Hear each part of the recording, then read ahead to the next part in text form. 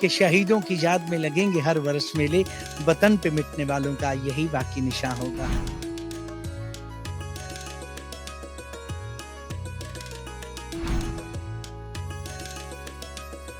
सपूतों को याद किया जाए जिनकी वजह से ये मेले सफल हो रहे हैं।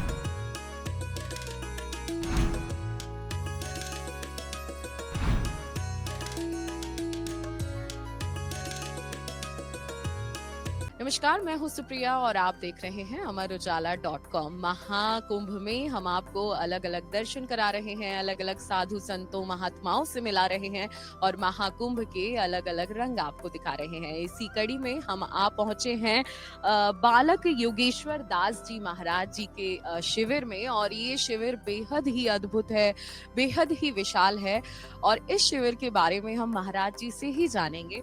महाराज जी, हमने जैसे ही हम शिविर के अंदर आए, हमने देखा कि तमाम शहीदों की जो फोटोज हैं, स्मृति हैं, वो सब यहाँ लगी हुई हैं। तो महाकुंभ में जो हमारे शहीद जवान हैं, उनकी फोटो देखने को मिली।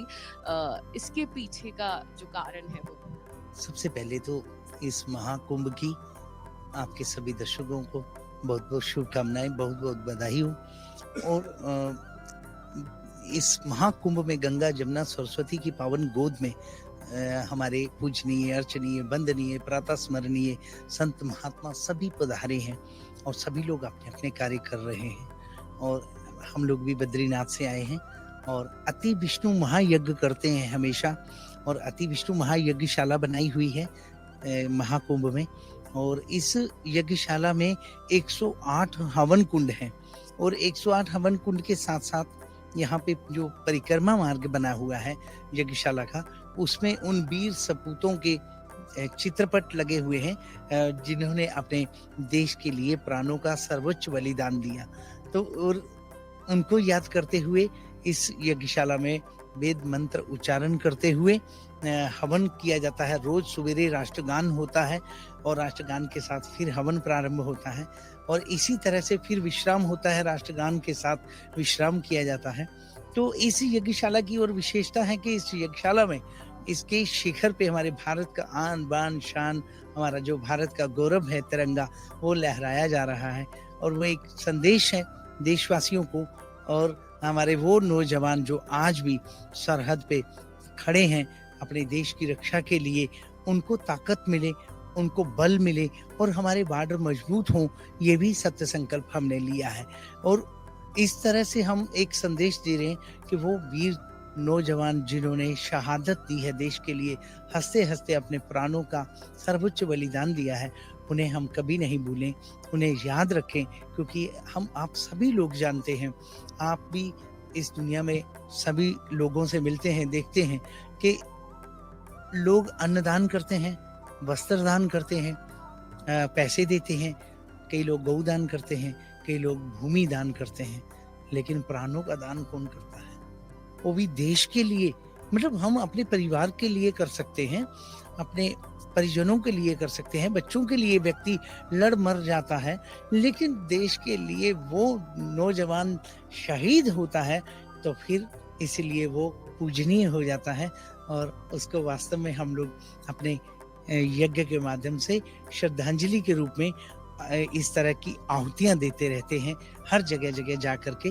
तो इस यज्ञ में उनके परिजनों को बुलाया जाता है, उनके परिवार के जितने भी सदस्य जो भी आ सकते हैं हमारे से, हम प्रयास करते हैं, उनको मिलते हैं, उनके दरवाजे में जाते हैं, बातचीत करते हैं, उनको बुलाते हैं।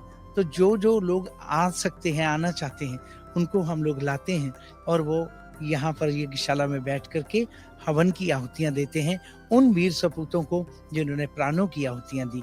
तो इसीलिए इस तरह से ये यज्ञ जो है 22 वर्ष पहले इसका संकल्प लिया गया था और आज अनवरत चल रहा है। 43वां महायज्ञ है, ये इस तरह से चल रहा है। और हम कोशिश कर रहे हैं कि ये जो आपने बोला कि यज्ञशाला के अंदर उन वीर सपूतों के चित्रपट दिखने को मिलते हैं, तिरंगे देखने को मिलते हैं, और इस तरह से तो ये वही नौजवान हैं जिन्होंने देश के लिए प्राणों की अपनी बाजी लगा दी और आज हम लोग भी उनको जो है इस महाकुंभ के दुनिया का जो सर्वश्रेष्ठ मेला है, सबसे बड़ा मेला है, धार्मिक मेला है, सनातनी मेला है, उस मेले में हम लोग भी इतने बड़े मेले में, महाकुंभ के मेले में हम लोग भी यहाँ पर शहीदों का कुंभ लगाए हुए हैं। और आपने सुना भी होगा कि आर्मी की बहुत सारी जगहों पे ऐसे 2 लाइनें लिखी रहती हैं कि शहीदों की याद में लगेंगे हर वर्ष मेले, वतन पे मिटने वालों का यही बाकी निशान होगा। तो उस बात को लेकर के मैं चलता हूँ कि हर जगह मेले लगें और उन शहीद सपूतों को याद किया जाए जिनकी वजह से ये मेले सफल हो रहे हैं। महाराज जी, आपने बहुत ही अच्छी बात कही और ये मेले लगने भी चाहिए क्योंकि हमारे शहीद जब शहीद सरहद पे होते हैं तो वो हमारी ही जान बचाते हैं, इस देश की ही रक्षा करते हैं।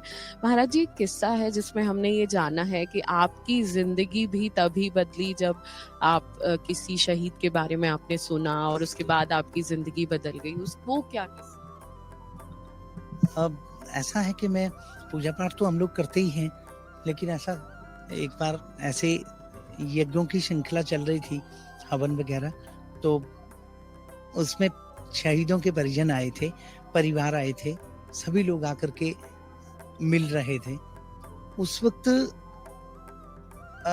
मेजर अजय सिंह जसरोटिया के मम्मी पापा, वो सब उनकी फैमिली सारे लोग आए थे।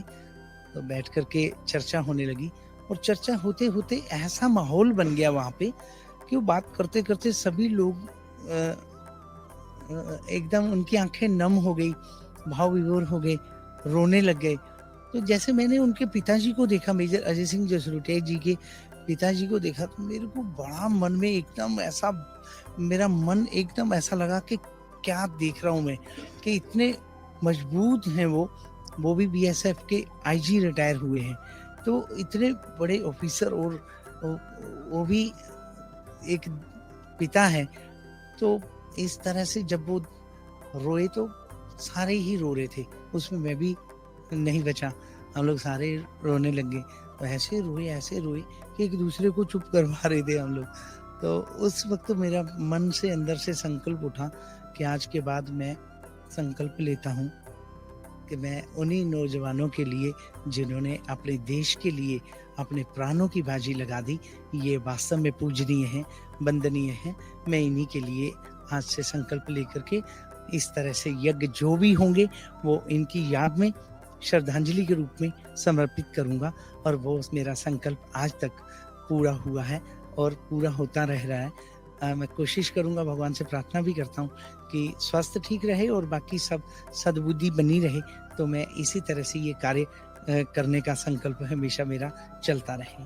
जी महाराज जी, जैसे आप बद्रीनाथ में रहते हैं और बद्रीनाथ धाम उत्तराखंड का जो पवित्र धरती है, वहाँ से कई जवान हमारे आर्मी में जो शामिल होते हैं।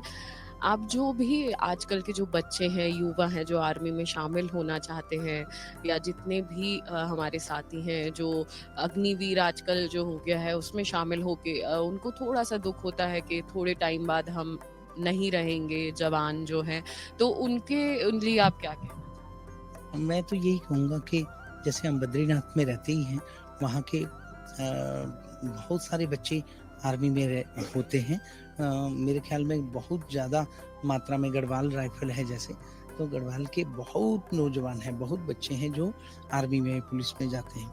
मैं तो सभी को कहूँगा कि आप लोग देश के लिए हैं, हमारा कर्तव्य बनता है कि हम क्या अपने देश के लिए दे सकें, क्या हम कर सकें।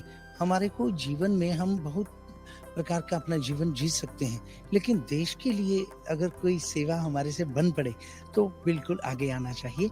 और आप लोग सभी आगे आएं और आर्मी में भर्ती हो, चाहे पुलिस में भर्ती हो, जो भी अपने देश की सेवा का मौका मिले, जरूर इसको जो है आप अपने प्रयास करें।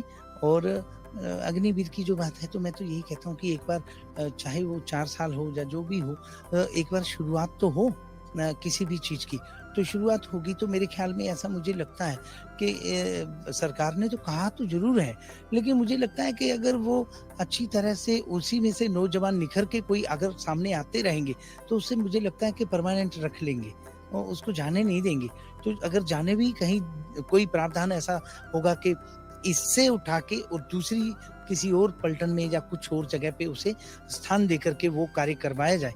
तो ये भी मेरे को लगता है कि कोई ऐसा रास्ता ज़रूर है, जो इस तरह से उसे घर नहीं जाने देंगे, बल्कि देश की सेवा के लिए उसे उसकी नियुक्ति ज़रूर होगी। तो ऐसा मुझे लगता है, क्योंकि काबिल होगा तो जाएगा नहीं कहीं। जी। हमारा अब अंतिम सवाल ये रहेगा कि आप हमारे देश के जो युवा हैं, आप शहीदों को भी याद कर रहे हैं, जिन्होंने बलिदान दिया, उनको भी याद करते हैं।